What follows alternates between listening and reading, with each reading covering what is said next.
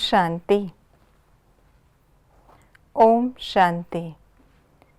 परमपिता परमात्मा प्राणेश्वर बाप हम बच्चों को संगम युग पर आकर श्रेष्ठ कर्मों का ज्ञान देते हैं। कर्म, अकर्म और विकर्म की गुह्य गति समझाते हैं। साथ ही साथ राजयोग के द्वारा हम कैसे अपने पुराने विकर्मों को विनाश कर सकें और 16 कला संपूर्ण बन नई दुनिया में राज्य करें, इसकी विधि भी स्पष्ट करते हैं। आइए रिवाइज करते हैं आज 11 अक्टूबर 2021 के बाबा के महावाक्यों को। क्या होने से क्या होता है? 5 विकारों का दान दो तो 16 कला संपूर्ण बन जाएंगे। पतित पावन बाप को याद करेंगे तो सतो प्रधान बनेंगे। धर्म बढ़ते हैं तो झाड़ बढ़कर तमो प्रधान जड़जड़ीभूत हो जाता। ज्ञान चिता पर बैठते तो पावन बन जाते। काम चिता पर बैठते तो भ्रष्टाचारी दुनिया बन जाती। भ्रष्टाचार को छोड़ेंगे तो सूर्यवंशी राज्य लेंगे। तत्व सतो प्रधान होंगे तो सुख देते। श्रीमत पर चलेंगे तो ऊंच बनेंगे। ठीक पुरुषार्थ नहीं करेंगे तो 3rd ग्रेड में चले जाएंगे। पढ़ाई पूरी होगी तो कर्मातीत अवस्था को पाएंगे। हम बच्चों को कौन सी बातें याद रखनी हैं? सतयुग त्रेता में कोई और राज्य नहीं था। सब धर्म अभी आए हैं। अभी बहुत दुख, अशांति, मारामारी है। महाभारी महाभारत लड़ाई भी वही है। एक तरफ यूरोपवासी यादव भी हैं। 5000 वर्ष पहले भी इन्होंने मूसल इन्वेंट किए थे। कौरव पांडव भी थे। पांडवों की तरफ खुद परमपिता परमात्मा मददगार था। शिव बाबा को याद करने से क्या फायदे होते हैं?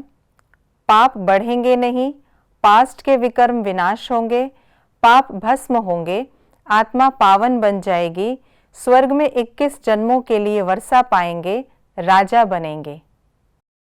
सतयुग में भारत कैसा था और उसमें रहने वाले भारतवासी कैसे थे? भारतवासी सतो प्रधान थे। भारत श्रेष्ठाचारी था। बहुत थोड़े मनुष्य थे। स्वर्ग था, दूसरा कोई खंड नहीं था। देवी देवताओं का पाठ था। वे सर्वगुण संपन्न 16 कला संपूर्ण थे। आदि सनातन देवी देवता धर्म था। भक्ति मार्ग में कहते हैं, एक हाथ से दान दो तो दूसरे को पता भी ना चले। गुप्त दान का बहुत महत्व है। कहा भी जाता है, गुप्त दान महापुण्य, तुरंत दान महापुण्य। तो बाबा ने दान के विषय में क्या बताया और दान करने से क्या क्या फायदे होंगे, ये विधि बाबा ने स्पष्ट की। आइए देखते हैं।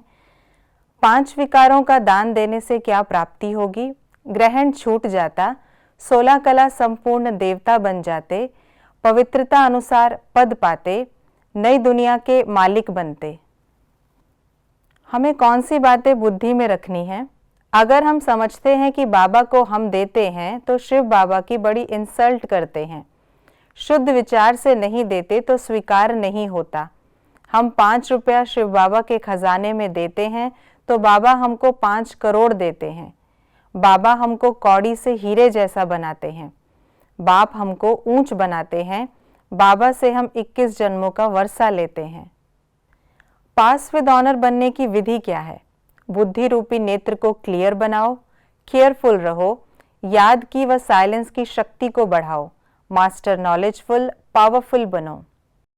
किन बातों की हमें धारणा करनी है? कोई भी विकार में नहीं जाना है, तीव्र वेग से पुरुषार्थ करना है, देही अभिमानी बनना है, पवित्रता की पूरी प्रतिज्ञा करनी है, कर्म अकर्म विकर्म की गति को बुद्धि में रखकर अपना सब कुछ नई दुनिया के लिए ट्रांसफ़र करना है। ये थी आज की मुरली की विशेष बातें। आज सारा ही दिन हमारा जो पहला पाठ है, बाबा पहले दिन से ही जो पाठ पक्का करा रहे हैं, बच्चे देही अभिमानी भव, इस पर हम सारा दिन अटेंशन दें और बाबा ने जो कर्मों की गुह्य गति समझाई है उसको ध्यान में रख अब संगम पर हम सिर्फ श्रेष्ठ कर्म करें। आज की मुरली से कौन सी बात आपको पसंद आई, जिसे आप धारण करेंगे, ये कमेंट बॉक्स में लिखकर ज़रूर बताइएगा। ओम शांति।